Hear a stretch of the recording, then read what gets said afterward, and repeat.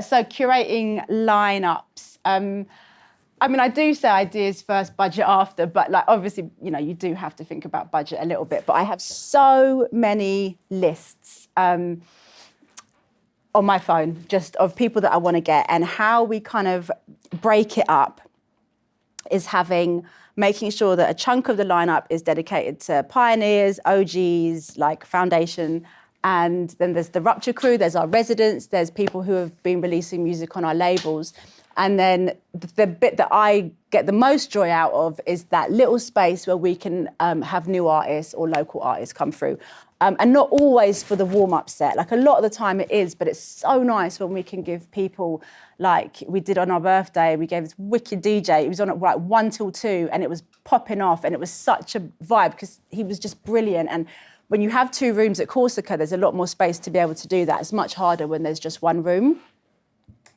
And then I guess how we're listening to music and how we're finding artists is I listen to a lot of music. I check out people's radio shows, and I can't always listen to them like start to finish, but when I travel a lot, so a lot of the time if there's mixes that I want to check from new artists, then I'll make sure I've got them backed up so that when I'm traveling, I can listen to these mixes and see also who's really like passionate and like contributing something, or maybe building their own platforms, and you know, that's the kind of thing that I get excited about.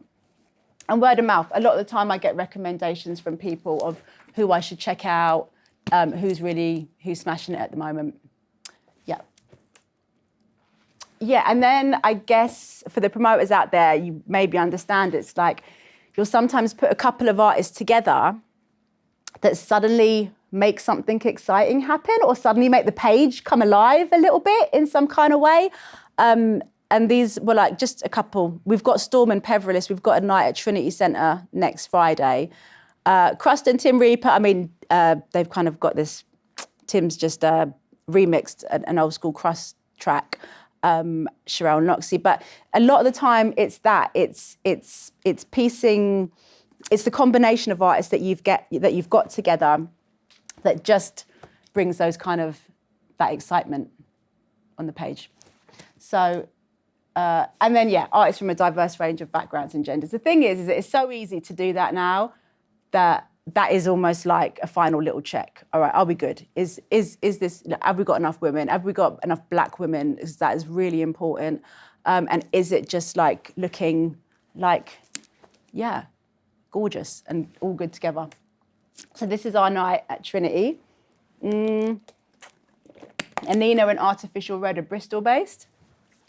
It happens to be 3 women and 3 men, but like that wasn't planned at all. But yeah, that's our next one that we've got on Friday. So we have been going for 19 years now, which is kind of crazy. And I think, like I was saying about going smaller, I think that's a really important thing. It's kind of really listening to yourself about where you're at and what feels right. And a lot of the time for me, just depending on where my headspace is at, I can't take on doing a really big event. It just makes me feel totally overwhelmed and just not fun.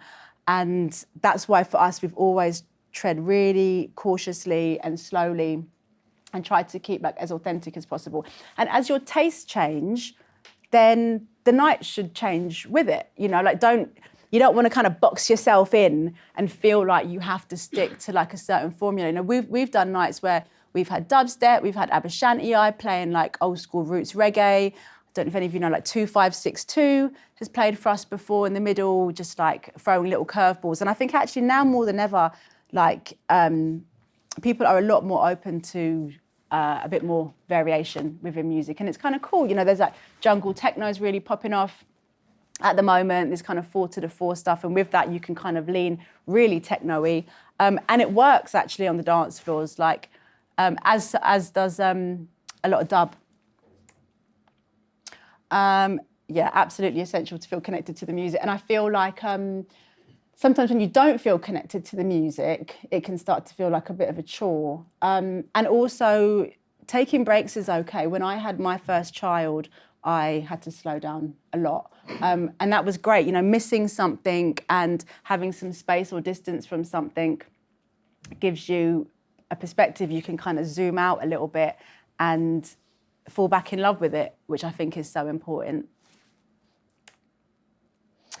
Yeah, I think things have changed quite a lot now. There's a group called Clashmouth in London, and we all talk to each other about dates, making sure that no one's clashing with each other as much as possible. You know, when everyone thrives, everyone thrives. You know, it's very easy to feel like there's just this piece of cake, and once the cake is gone, there's nothing left, and that's not true. The cake is infinite, you know. So the better people around you are doing, the better everyone does. I think, particularly now when club culture just doesn't feel as respected, it never really has, as for sure as other kind of more highbrow forms of art. You know, it's not protected in the same ways, and then it's quite difficult when, I guess then it can be quite difficult to really focus on like the love of doing something without focusing on the outcome and financial outcomes, which of course we have to think about. You know, you don't want to be completely broke after putting on a night, but yeah, sometimes I think the value of just doing something for the sake of it is so important. It's the same with creating music, you know, there's so much to be taken from that. Cool. Okay, so over the years, these are some of the lessons I have learned. Optimism, for sure, I think is my number one. It's being able to not take yourself too seriously. It's being able to kind of spin things round and let things go. And again, I think it's more important now than ever when it's so easy to spiral into this darkness of you look at the future of club culture, you look how many clubs are closing each week, and it is, it's pretty dire. But what is here? What do we have, and what can you work with? And I think that this optimism is something that has been so helpful for me and David over the years. And I do think we've been very lucky as well. I think sometimes you need a good dose of luck, and that is something that I'm very grateful for. The power of creating your own platform is, starting Rupture is the best, apart from kids, obviously, it's the best thing we've ever done, because all these years later, I have a career in music now, and sometimes can be really tricky. How are we doing for time? I can talk a little bit about it after. But there's been times where we've got this community, this platform that's ours, that we can kind of set the standard of I don't know, just being in control of it. It's so liberating, and it's so freeing being like, even if I don't get any bookings, I'll just play at Rupture. I'll just be happy doing that. We've got this, and it's started off so small, and it still is quite small, to be honest. It's not like this huge thing, but, we have these beautiful opportunities to do festival stages sometimes, and just the places it's taken us to is something that we are so grateful for. And there is so much power in creating your own platform, whether that is a record label, whether it's having a radio show, whether it's a club night, just something that is your own, I think is hugely powerful. So I would highly encourage it. And this is, again, what I was talking about, to really not see other raves as rivals and to understand that we're all part of this same ecosystem. Embrace the own unknown, for sure. I think, I'm not sure, I'll talk a little bit about self-doubt later on. I know for some people it's really prevalent, and for others they don't kind of come into contact with it as much. But I have it a lot, and I really, I don't know. I've got 3 children, and I was talking to someone outside, and I think if you said to me now, are you ready to be a mum? I'd be like, oh no, I don't know what I'm doing. And I've got 3 kids, I can do it, But sometimes these things can feel too big and too overwhelming, and it's normal, to not know what you're doing. Don't think that other people have got it sussed and have this really clear, confident idea about what they're doing. We did a night at Trinity in November. Any of you there? Hey, what did you think of it, honestly? That's well, bag it. Did The you? best cross set I've ever seen. Okay. I've seen about 4 times. Mm-hmm. I've got a feeling Tim Reaper might be the best out of it that night. Yeah. Any negatives for you? What's that? Any negatives for you? No, not that I really picked up with. Okay. Why, you hinted at levels? So. Yeah. Yeah. Well, because we've often worked with Bristol promoters, and it was the first time we haven't.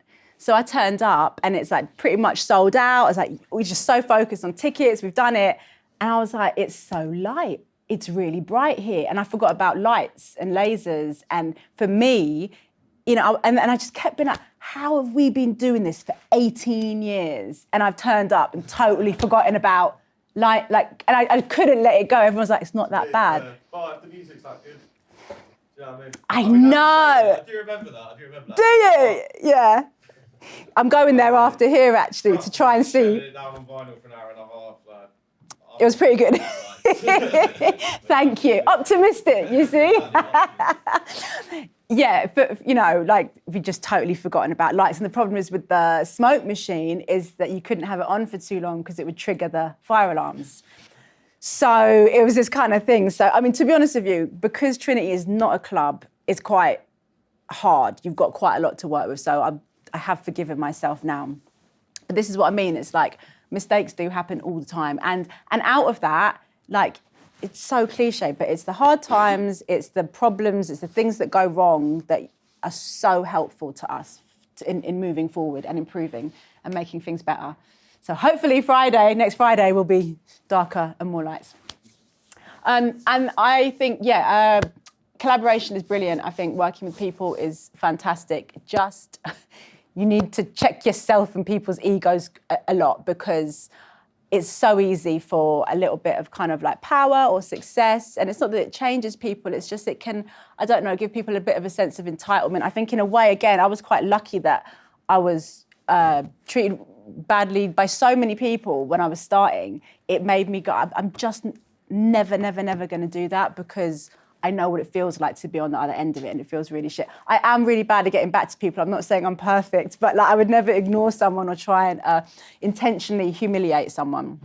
But I do think, you kind of, just if you are going to work together as a collective, again, tread carefully, tread gently. With EQ50, there's 4 of us, and we've been going for 5 years, and we're all really good mates, and we've all come to this kind of really lovely, beautiful decision to just pause it for a little bit. And that feels really good, but it's not that we're going to stop it, but it's like everyone's kind of got their own personal creative endeavours happening. And then, you know, it's actually, there's a lot of mentorships happening now for women. I do feel like a significant change has happened. Let's just have a little pause. And that's kind of, I'm just... With these people, with EQ50 and the people that I work with, I trust them deeply, and we're able to have really honest and open conversations. And, you know, communication is everything. So working in a collective is brilliant, but you also have to understand there's a lot of give and take, and it obviously can be a bit harder at times. You can, come up with some hurdles. You win or you learn. I heard that on the side of a football pitch the other day. One of the mums told me that. And I think that's really true.